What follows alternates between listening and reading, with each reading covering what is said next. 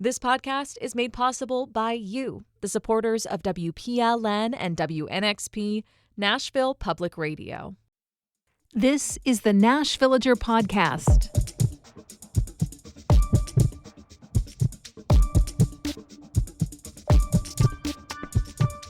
It's December 5th, 2024. On this day in 1933, the 21st Amendment was ratified, ending the national prohibition on making and selling alcohol. Within minutes of President FDR issuing a proclamation about the passage, delivery trucks hit the road, carrying now legal booze to restaurants, nightclubs, and hotels, eager to take back the trade of customers that had spent a dozen years in underground speakeasies. But not in Tennessee. I'm Nina Cardona, and this is your daily digest of what's happening around Middle Tennessee from Nashville Public Radio, WPLN News. When the national ban on booze was lifted, any state-level restrictions went back into effect, and that's how it was in Tennessee. The way the state reacted to the end of Prohibition was slow and complicated in ways that still affect us to this day. I've talked before on this podcast about the way that communities are still holding elections to switch from the default of being dry to instead allowing things like liquor by the drink or wine in grocery stores. But it actually goes deeper than that. For the first 4 years after the 21st Amendment went into effect, making spirits in Tennessee was still illegal thanks to a 1909 ban on, as the law called it, any intoxicating liquor. It happened, of course. An awful lot of mid-state caves housed moonshine stills. But full-scale distilleries and breweries were totally verboten. The first crack in the state's blanket ban came in 1937, when the General Assembly gave the okay to make liquor in the historic boundaries of Lincoln County, what was, by that time, divided into Lincoln, Moore, and Coffee. In other words, only Jack Daniels and George Dickel could reopen, and the folks at Dickel weren't ready to make that happen just yet. So, I'll let you take one guess who lobbied hard for that highly specific law. It was another 2 years before it became legal to sell Jack's Old No. 7 in the state, but only by the bottle, and only if the customers paid with cash, no credit allowed by law, and it was still illegal for a while yet to sell drinks one at a time at a restaurant or bar. And this whole situation was complicated by the fact that perhaps the loudest opponent to prohibition in the state was a controversial and divisive figure out of Memphis. A lot of folks didn't like the idea of ever being on the same side with Boss Crump. So the fact that he argued loudly that Tennessee should lift the liquor limits in order to regulate and tax it almost certainly gave his political rivals pause. Plus the fact that a lot of Tennesseans at the time belonged to religious groups that frowned pretty heavily on drinking. As time went on, it also became a matter of folks just being used to the way things were. Other states might have free or lightly regulated alcohol sales, but that just wasn't seen as the Tennessee way. And you'd better believe that the folks at Dickel and Jack Daniels liked being the only ones who could make Tennessee whiskey. Those companies got bigger and stronger and richer, all the while making it clear to legislators that the law as it stood was just fine by them. All that combined is why it wasn't legal to make liquor outside of those three counties until 2009. In case you think you heard me wrong, I'll say that year again. 2009. Beer was on a different path from the start. As Tennessee reopened the doors to legal booze, beer was seen as the safer option, and for the most part, its regulation was left to local governments instead of the state. But there were still blue laws banning its sale on Sundays. And the state did have laws governing who could brew beer and in what amounts, which combined with pressure from massive brewery operations in other states meant no beer was legally made in Tennessee between 1954 and 1988. There was no such thing as a craft brewer until Nashville's Blackstone opened in 1994, and it wasn't legal to make beer with more than 5% alcohol by volume until a law changed just 7 years ago. And for the longest time, beer couldn't be sold at liquor stores, so there used to be places with one storefront but a wall down the middle and two separate doors to the outside, one side for wine and spirits, the other for beer. Basically, because the Depression-era Tennessee lawmakers started things off on such a path of lifting the ban in very limited and specific ways, one little bit at a time, the state has essentially stayed on a path ever since that continues to deal with booze in tiny, incremental ways. And in some cases, it's taken until very recently to untangle some of the ways Those laws were written to make it difficult for folks, at least some folks, to comply. Just 5 years ago, one of those details ended up in front of the U.S. Supreme Court. At that time, state law said you had to live in Tennessee for 2 years to get a license to operate a liquor store. That license was good for 1 year. But then the law also said that the residency requirement to renew the license was 10 years in the state. That doesn't add up. A Memphis couple sued. Their case went all the way to the highest court, and the Supreme Court ruled against the state, saying even the 2-year residency requirement violated the 21st Amendment. And you're still going to have a hard time legally ordering a bottle of liquor from an online vendor. The state has particularly strict rules about who can ship spirits into the state and how they can do it. This is another of those laws that the big dogs like Jack Daniels have always liked because it limits out-of-state competitors from selling direct to Tennessee consumers. Similar restrictions regarding wine were softened a little while back, but there wasn't a big Tennessee-made wine lobby to fight against it. Now, some sites aren't too careful about following each state's rules, but because of that, last year the state took 6 online retailers to federal court for violating Tennessee's Consumer Protection Act. A little ripple effect of how this state handled the end of Prohibition that is still touching us today. In just a few minutes, a musician who finds inspiration in the very hills and hollers that recently were ravaged by Hurricane Helene's flooding. That's coming up after the newscast.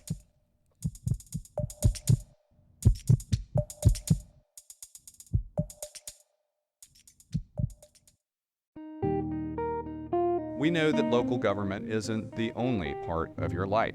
Like the mayor, I know that city government isn't the only thing you're concerned with. We are still struggling to find affordable housing. Particularly with this bus stop. That's one of the unique challenges with my business. I'm WPLN's Metro reporter Cynthia Abrams.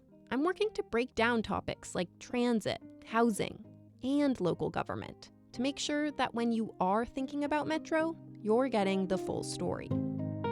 Follow my latest stories at WPLN.org. Here's the latest from WPLN News. Tennessee state lawyers appeared before the U.S. Supreme Court yesterday to defend the state's ban on transgender medical treatments for minors. The arguments covered a lot of ground. State Attorney General Jonathan Skrmetti emphasized 2 of the state's main positions.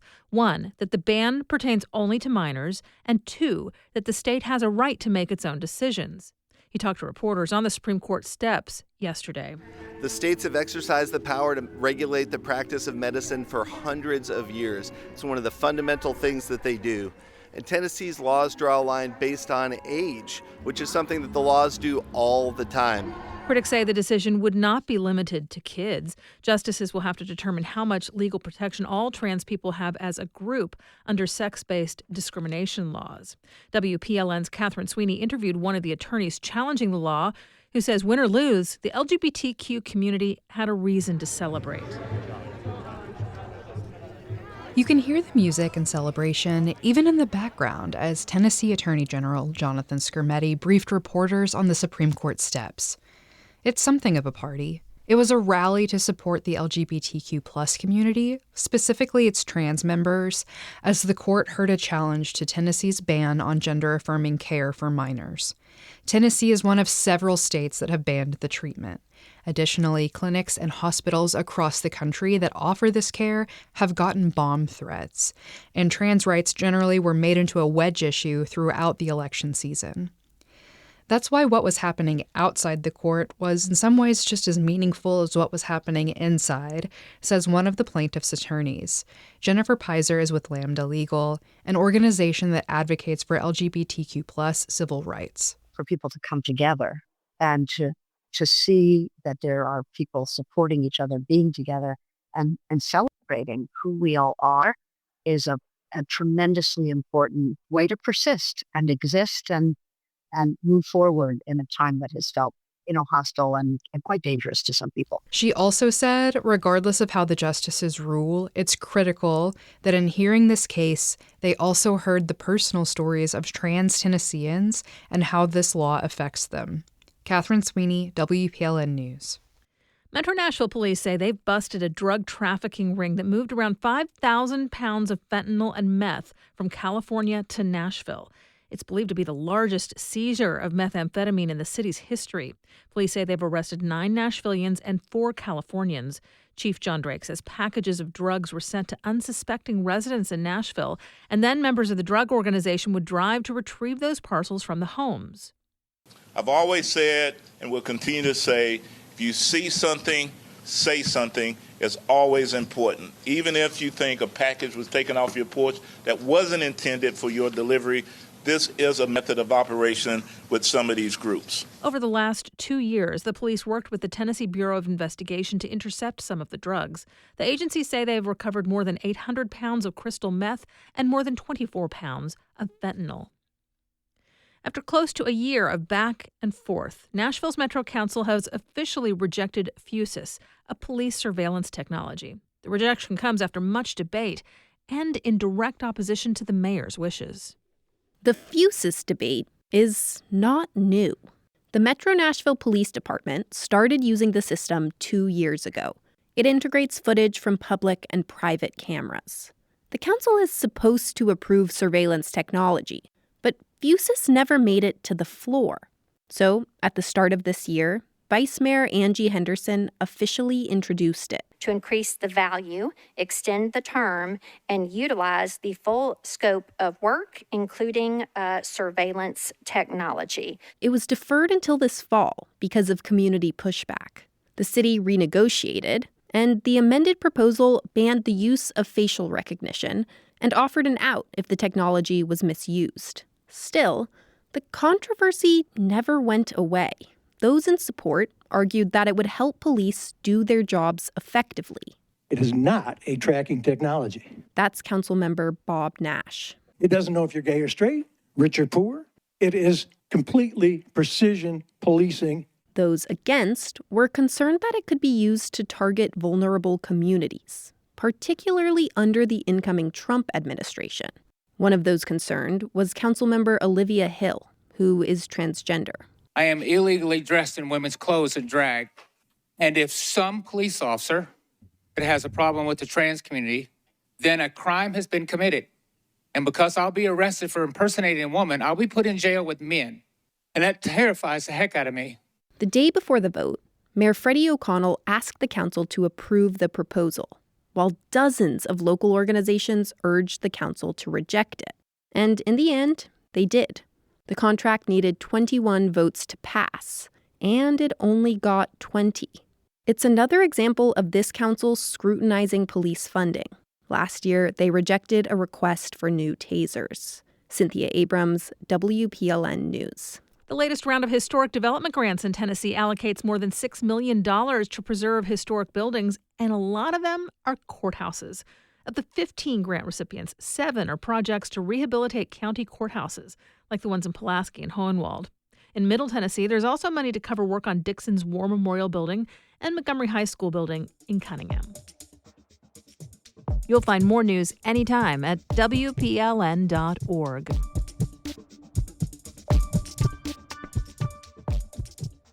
The music world took note when Moses Sumney posted on socials about Hurricane Helene damaging his Asheville home.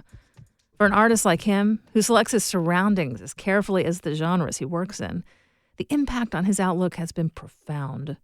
Senior music writer Julie Height spoke with Sumney about how grounding himself in the mountains has shaped his work, including his first R&B project, the Softcore EP. I'm very grateful that I had the foresight, or at least the presence of mind and the presence of self, to know at a young age what was for me and what wasn't for me. Meet Moses Sumney, one of contemporary music's more self-aware figures. He lived in LA for a while to further his career, but kept finding himself making trips to Western North Carolina for inspiration. And it always just felt like home, and like where my soul and my body and my bones wanted to be. Sumney moved to the Asheville area in 2018. The Blue Ridge Mountain setting seeped into his lyrics a bit. On the long hike through Blue Ridge Mountain, But more than anything, he found it to be the ideal environment for musical exploration, free of the racially coded genre categories that the industry tried to project onto him. So much of my foundation as a listener is R&B music, and I love jazz, and I love experimental, and I love rock, and I love folk. And I think the unfortunate thing about being Black is just that, like, all of those other categories fall away for people when they look at me or listen to my music while looking at me, and they're like, oh, R&B. And I was spending so much of my time just kind of in nature that once in isolation, I realized that I could find my true self because I wasn't immediately exporting my thoughts, my ideas to other people in order to help people get me. That's how Sumney made his stunningly expansive album, Gray. I'm not at peace with dying alone, but I am not at war either. Then he showcased his verdant Highland surroundings by directing his own outdoor concert film, Black Alacha, which was really special to me, especially as a Black person, getting to be outside, getting to be in nature, and establishing a connection with the Appalachian earth.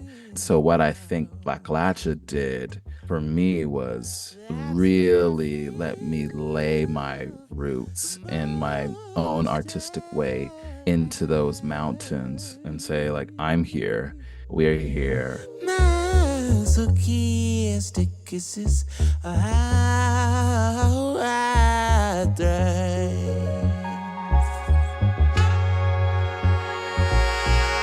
Sumney didn't always use that kind of collective we language. He was accustomed to writing songs from a solitary perspective. When he took a rare 3-year break from writing anything at all, he remained immersed in music as a listener, especially visionaries like SZA and Solange, and suave R&B lovermen like Usher and Casey and JoJo. What brought me back was kind of my love for R&B music. I wanted to make something fun for once. Sumney also found his growing interest in human connection leaking into his new material. When I started to write softcore, I was thinking for the first time about community and romance.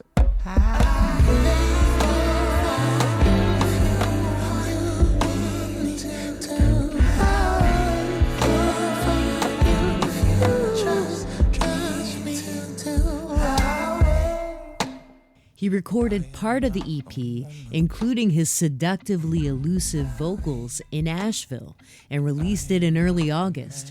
When Helene battered the region the very next month, he was away in Paris at Fashion Week. And I started to see it on the news. Really awful videos of the flood and buildings and neighborhoods that I knew very intimately being destroyed, but I couldn't reach anyone. I didn't really have updates for almost a week. And it was very crazy because I was in this weird prism of fashion shows and fancy people in fancy outfits. Sumney felt communal energy emerging in the midst of the destruction. The ways that people who may never have met or talked, people who are probably from different political backgrounds, were able to come together in this region and support each other and be there for each other and rescue each other.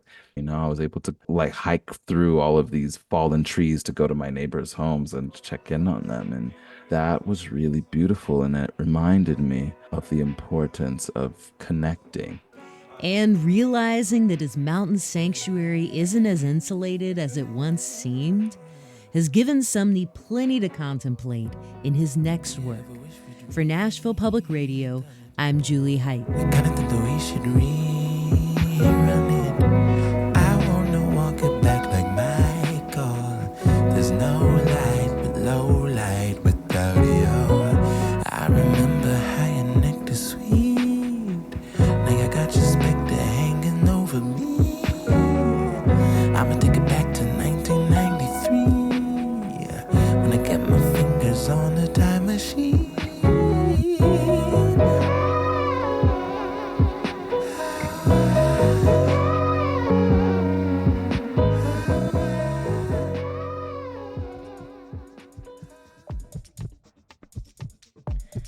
do this roundup of Nashville news every weekday, please consider subscribing on your favorite podcasting app. Thanks so much to all of you who've left 5 stars, a review, or a thumbs up in the app of your choice. That little bit of love really does tell the algorithms that more people should hear about us. And of course, everything at WPLN News is listener-supported. You can make a donation at WPLN.org. And that's it for today. Thanks so much for listening. Let's make this day a good one. And we'll catch back up tomorrow.